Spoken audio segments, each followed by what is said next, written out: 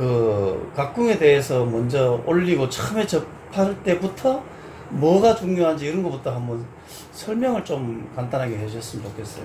뭐 당장 오늘 다 못하시더라도 몇 번에 거쳐서 얘기를 좀 해주셨으면 해서요.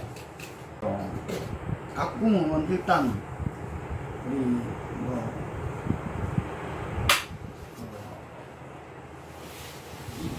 휘어져 있는 정도, 이거에 따라서 만곡궁이라고 해요. 만곡.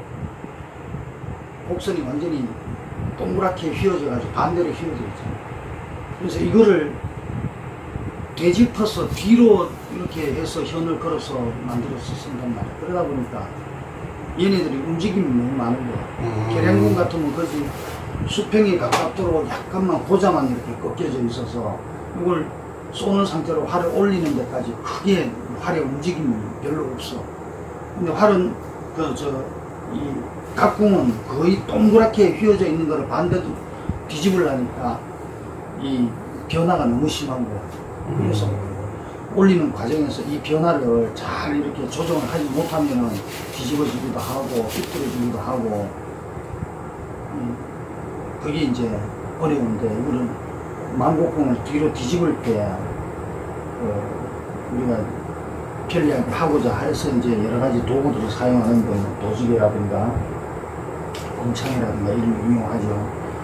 그렇게 해서 현을 걸어야 되는데, 현을 걸고 나서도 얘가 우리 생각해 보면 뒤쪽으로 다 뒤집어져 있던 것이 반대쪽으로 이렇게 올라 그러면 성질이 안정이 돼야지만 얘가 현을 걸어놓고 그냥 냅둬도 안정이 되잖아요. 쏠 수 있는 상태가 되는 거예요. 근데 이 성질이 반대로 휘어진 거를 뒤집어서 반대로 이렇게 걸어놨으니까 막 변화되려고 몸부림을 치는 거예요, 안쪽에서. 그거를 제어해 주는데 제일 중요한 게 불로다가 얘네들의 이제 그 성질을 좀 순화시키는 그런 역할을 합니다. 그럼 제일 처음에 먼저 저 각궁을 보시고 그 재료가 뭘로 되어 있는지 또 어떻게 불을 줘야 되는지 그걸 좀 설명 좀 해주실 수 있어요? 각궁은 일단은 위치대로 그거 뭐가 어떤 재질로 들어가고 어떻게 만들어졌는지.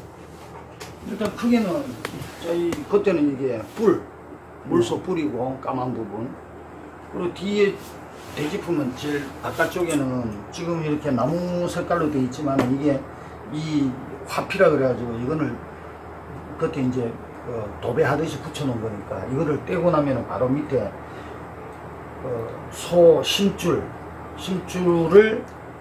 민어 불의 풀에 이렇게 발라가지고 붙여놓은 거라고. 이 뿔을 바로 뒤에 붙인 게 아니라 뿔하고 이 소 심줄 중간에 나무가 들어있어. 대나무. 그 대나무가 이쪽 저쪽에 두 재료를 중간에서 잡아주는 역할을 하는데, 이 대나무 그 다음에 심줄, 뿔 이 세 가지 재료를 합치는 그 접착제는 민어 불의 풀이라는 거야. 근데 민어 불의 풀은 불에 약해요. 불을 줘서 이렇게 온도를 올리면 녹아내린단 말이야. 그러니 녹아내리는 그 성질을 이용해 가지고 우리가 만드는데 휘기도 쉽고 또 여러 가지 이제 접합 강도도 세고 이래서 그걸 지금까지 쭉 이용해 와서 이걸 만들었는데, 이 활을 그럼 만들 때 그 재료를 중요하게 써서 만들었다면 올릴 때도 그 재료를 염두에 두고 올려야 된다. 그래서 골로를 켜고 불을 줘서 약하게 만든 상태에서 그 접착제를 좀 부드럽게 만든 상태에서 활을 이렇게 올려주고 변화를 이렇게 주고 변형시키는 그런 과정을 우리 활을 올린다고 합니다. 그럼 중요한 게 온도예요, 온도. 어떤 분들은 이제 뿔에다가 그 열을 가할 경우도 있다는데, 올릴 때는 어떤 게 더 좋아요? 심에다가 올리는 게 더 낫나요? 뿔에다 올리는 게 경우에 따라서는 뿔에 그 열을 줘야 될 때도 있어.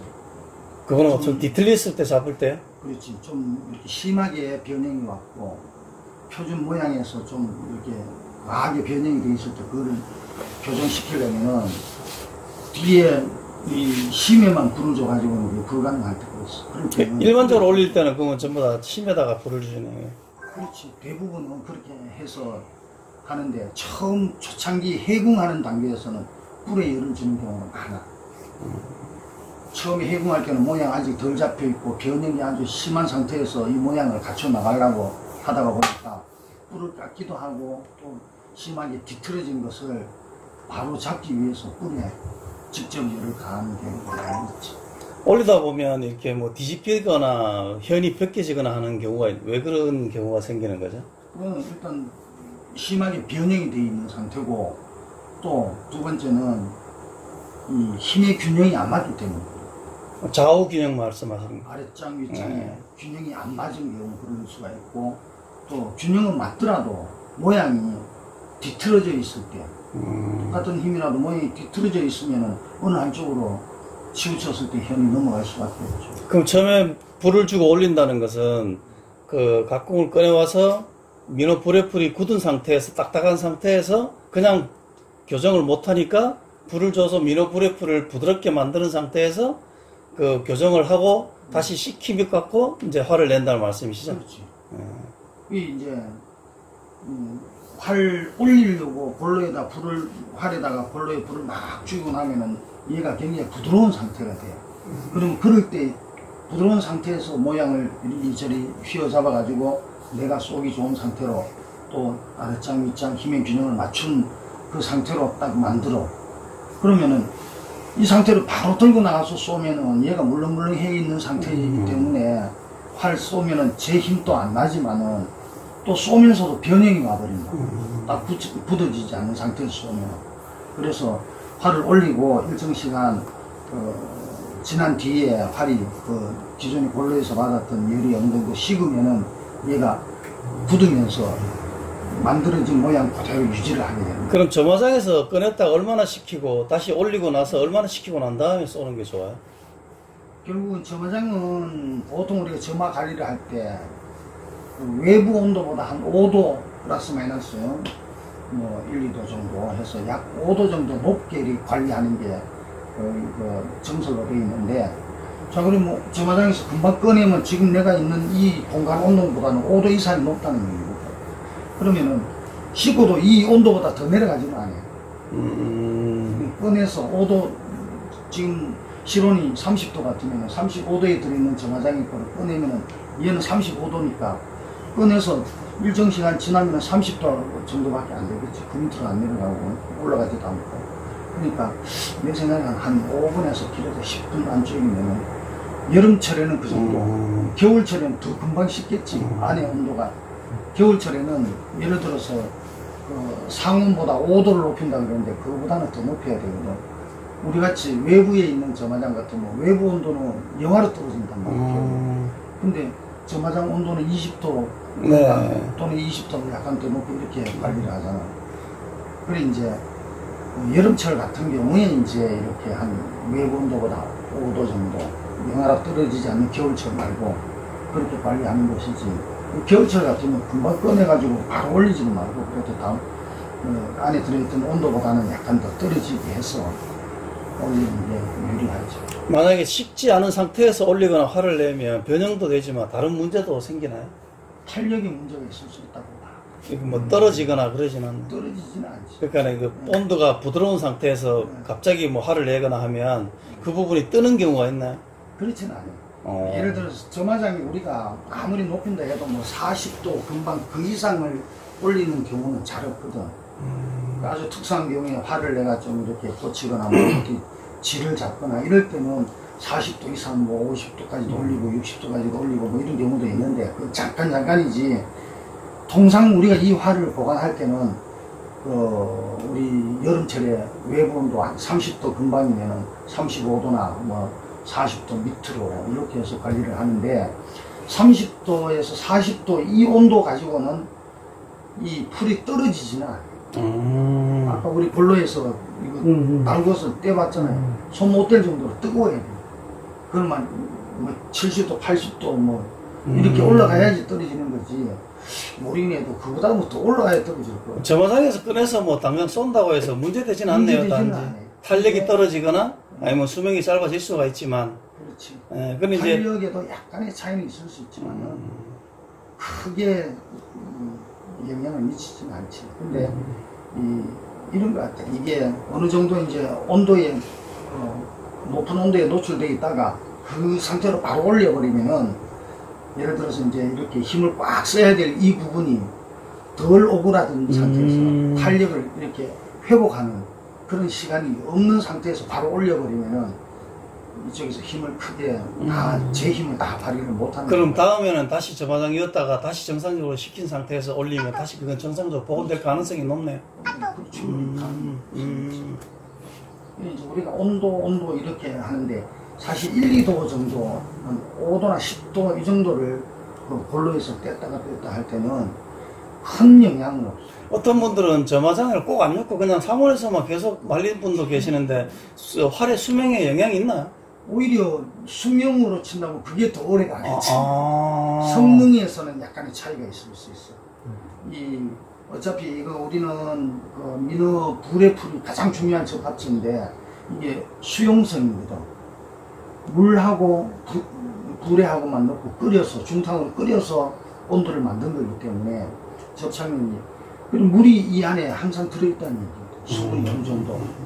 근데 이 수분이 너무 많이 빠져나와도 안 되고 반대로 수분이 너무 많아도 곤란한 거지. 그걸 지켜주는 게 화피인가 봐요. 그렇지. 이 화피가 굉장히 기름 성분이 많아, 이게. 아, 기름 성분이 많다고요? 그래서 이 우리가 나무 화피, 자작나무 껍질을 금방 생나무에서 벗겨와가지고 불 붙이면은 기름종이 타듯이 확 타요. 기름 불 떼는 것처럼 그렇게 타버리거든요. 기름이라는 얘기는 외부에 물을 투입하는 걸 방지시켜준다는 거예요. 쉽게 말하면 비닐하고 비슷한 그런 역할을 하는 거죠. 그리고 얘가 또 이렇게 늘려보면 찍찍 잘 늘어나요. 그래서 우리가 얘가 딱딱한 것 같으면 이렇게 굽었다 펴지면 갈라져 버리잖아. 근데 안 갈라지고 이렇게 끈적끈적하게 붙어 있는 거는 얘가 탄력성이 있다는 거예요. 또 하나가 이제 궁금해 하시는 분들이 그 경기 출전했다가 당일날 저녁에 집에 와서든 뭐 저녁에 와서 저마장 안 넣고 이튿날이나 그 다음날 넣더라도 활에는 큰 성능에는 이상이 없나요? 큰 성능은 없죠. 아, 그럼 바로 예를 들어서 오늘 내가 쏘고 네. 저만 안 넣고 내일 또 경기 시합을 해야 된다. 네. 그러면은 약간 탄력에 문제가 있을 수 있어. 아, 그래서 이제 개인 저마장이 필요한 거군요. 그때만. 늘어진 상태. 오늘 막 하루 종일 쏘고 이미 늘어져 있잖아. 고무줄도 여러 번 당겼다 놓으면 탄력이 죽어 있는 상태란 말이야. 그럼 얘가 어느 정도 휴식 기간을 줘야지 다시 그 지가 가지고 있는 탄력을 회복한단 말이지. 그러니까 이것도 마찬가지라. 오늘 하루 종일 쐈는데 내일 또 똑같이 하루 종일 쏴버려. 그러면은 오늘보다는 내일이 훨씬 약하지. 탄력이 떨어지는 상태에서. 탄력을 다 회복하지 못한 상태에서 또 일을 해야 돼. 수분 때문에 그러나요? 안 그러면 그 탄력이 약간 늘어나서 그런 거예요? 그건 수분도 그렇고 이 뿌리 가지고 있는 탄력도 그렇고 또 이 안에 있는 그 민어 불의 풀, 얘네들도 그냥 딱딱한 상태로 있는 게 아니고 늘어졌다고 오므려졌다. 이 탄력이 어느 정도 항상 그 작용을 한단 말이에요. 탄력성을 가진 모든 거는 그 회복하는 시간이 필요해요. 그 회복할 때 우리 박봉은 이 안에 수분이 어느 정도 들어있는 그런 재료로 만들어졌다 보니까 꿀 같은 경우에도 수분 아니고 얘는 대부분 단백질이라고 이렇게 난 알고 있는데 이 단백질도 마찬가지예요. 딱딱하게 다시 굳어지는 그 시간이 필요하다. 그래서 점화를 넣고 온도를 높여가지고 안에 있는 수분 이런 거를 조금 제거하면서 탄력을 회복하도록 만들어주는 그 시간이 점화하는 시간. 그리고 이제 초보자 처음에 이제 활을 올릴 때 균형이 잡히는 게 아래짝 위짝 균형이 잡히는 게 중요하나요? 안 그러면 어떤 모양을 잡는 게 더 중요하나요? 균형이 제일 중요하지. 아, 힘의 균형.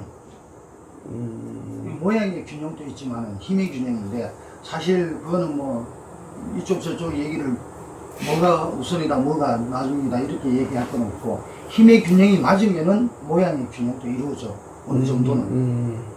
그 이후에 일단 힘의 균형을 맞춰놓고 나서 그 다음에 이제 모양의 균형을 잡아가는 거거든요. 그러면 첫 번째 올리고 나서 중부터 내려서 잡나요? 안 그러면 어떤 오금부터 잡나요? 안 그러면 뭐 다른 부분을 잡나요? 그 활마다의 성능이 좀 다르고 모양 그 특징이 다르기 때문에 어떤 활들은 줌이 많이 솟아있는 그러니까 줌이 과하게 센 활이 있고 어떤 활들은 이 332에서 이 부분이 332 쪽이 센 게 있어. 그럴 때는 일단 도지기에서 현을 걸었을 때 그리고 도지기를 풀었을 때 딱 보면은 이 332가 많이 살아오는 거는 거기부터 안정을 시켜줘야 돼. 안 그러면은 얘가 너무 힘을 이렇게 쓰고 있으면은 현이 벗겨져서 활이 넘어갈 가능성이 높거든.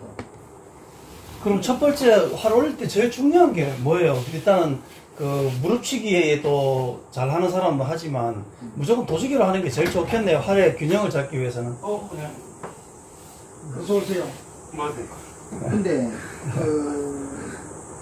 자주 쓰던 활들은 네. 치기를 해도 관계가 없고 그렇지만 새 활은 아직까지 이제 모양이 안 잡힌 상태고 힘의 균형이 완벽하게 이루어진 상태가 아니기 때문에 무릎치기를 해서 이 올릴 때는 뒤집어지는 확률이 많고 그래서 불안한 상태이기 때문에 새 활일 경우에는 가급적이면 도지기에 쓰는 게 좋지. 태평궁 정도 되면 이제 무릎치기 하는 거는 괜찮고요. 새활이라도 여러 번 이제 올렸다 내렸다 힘을 반복해서 어느 정도 안정이 된 활이다. 그럴 때는 무릎치기 해도 관계는 없지만은 새활일 때는 웬만하면 도지기를 쓰는 게 안전하지. 도지기 쓰는 거하고 무릎치기 하는 거하고 뭐 초보자들은 무조건 도지기 쓰는 게 훨씬 좋겠네요. 아니 나는 그냥 필수라고 봐. 초보자 할 때는. 그럼 김영웅이 지금도 저 도지기 쓰시던데 도지기 쓰시는 이유가 뭐 새활을 자꾸 만지셔서 그러나요? 해공하실 때? 아직도 내가 쓰는 활 중에 새활은 나는 아직도 항상 도지기를 써. 그리고 오래 썼던 활 그리고 이제 거의 그야말로 태평궁이고 그 힘의 균형이 거의 완벽하게 맞아 있는 이런 활을 쓸 때는 그냥 무릎치기로 간편하게 올리고 그러지. 초보자들이 처음에 활 올릴 때 가장 부러지는 확률이 가장 많은 게 어떤 건가요? 그냥 뭐 뒤집어질 때죠. 뭐 그러니까 현을 걸다가 뒤집어지나요? 조직에 풀었을 때 뒤집어지나요? 형 걸어가지고 이 무릎에서 떼낼 때 빼고 도지기를 풀고 이런 과정인데 도지기를 딱 풀었을 때 이때 완벽하게 모양이 잡히지 않은 상태에서 도지기를 풀었단 말이야. 근데 이때 고지가 이쪽 저쪽으로 돌아가 있든지 아니면 줌이 어느 한쪽으로 심하게 빠져 있든지 아니면은 아래 위치한 힘의 균형이 과도하게 불균형을 이럴 때 넘어가는 거죠. 그래서 도지개를 채워서 현을 걸고 도지개를 풀기 전에 그거를 잘 확인하고 판단해요. 그리고 또 심지어는 그거보다 앞에 단계 도지개를 딱 걸어 놓은 상태, 현을 걸기 전에 도지개를 딱 걸어 놓은 상태에서 팔의 균형을 봐야 돼. 어디 한쪽으로 휘지 않았나, 아래 윗장 고지를 봐서 서로 이렇게 견주어 봐가지고 어느 한쪽이 뭐 이렇게 비틀어지지 않았나 이런 걸 보고 거기에서 판단을 잘 해야지. 아, 이거는 많이 비틀어졌다 그러면은 다시 도지개를 풀어서 팔을 좀 이렇게 반듯하게 잡아서 다시 도지개를 걸고 이래야 되지. 비틀어졌는데도 불구하고 그걸 못 발견하고 현까지 걸었어 이제. 그러면 도지개 풀면은 그 활은 어느 한쪽으로 과도하게 이렇게 비틀어져 있게 된단 말이야. 그걸 어떻게 조치할 방법이 없어서 불 준다 어쩐다 하고 이 손 저 손 바꾸다가 보면은 휙 튀죠. 제일 중요한 거는 도지개 걸기 전에 활이 어느 정도 지금 이런 상태겠지. 공대에서 꺼내가지고 자, 이 활 이렇게도 보고 저렇게도 보고 해서 반듯한 거 아닌가 봐야 된다고.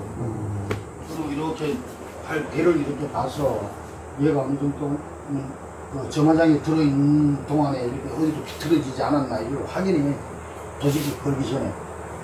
그래서 반듯한 거 아닌가 보고 그것도 이쪽 고지하고 저쪽 고지하고 이렇게 봐서 얘들이 반듯한 거 아닌가 이걸 확인해. 그러고 나서 괜찮다 싶을 때 도지개를 걸어야죠. 그리고 도지개 양쪽 걸어놓고도 또다시 한번 봐야지. 얘가 일직선으로 잘 반듯하게 도지기가 묶어졌나 아닌가 이거 봐야지. 그리고 아니다 싶을 때는 도지기가 건 상태에서 그냥 불을 좀 주더라도 이렇게 이리저리 비틀어서 반듯하게 만들어야지. 그럼 처음에 삐뚤어 보인다 그러면 무조건 도지개를 풀지 말고 그거 현재 도지개 채운 상태에서 불을 줘도 된다는 말씀이시죠? 그렇지. 불을 줘서 아니면 그냥 도지개를 잘못 걸어서 비틀어질 수가 있거든. 도지개를 우리가 삐딱하게 해서 눌렸을 때는, 그리고 이제 도지개를 묶었을 때는 삐뚤 상태에서 도지개에 걸려 있으면 활이 삐뚤 것 같이 보인다고 사실. 근데 그거는 활이 삐뚤 게 아니고 도지개가 삐뚤게 걸려 있어서 그럴 수도 있거든. 그래서 도지개가 걸린 상태에서도 반드시 이 형 걸기 전에 이게 반듯한지 아닌지 그 확인을 해줘야 되고, 그것까지 됐다 싶을 때 현을 걸어야지. 그리고 현 걸고도 도지개를 바로 푸는 게 아니고 현이 바로 걸렸나 아닌가고 또 확인해요. 그러니 각공 올리는데 제일 안전한 건 매 순간 매 단계마다 확인이 진짜 중요해요.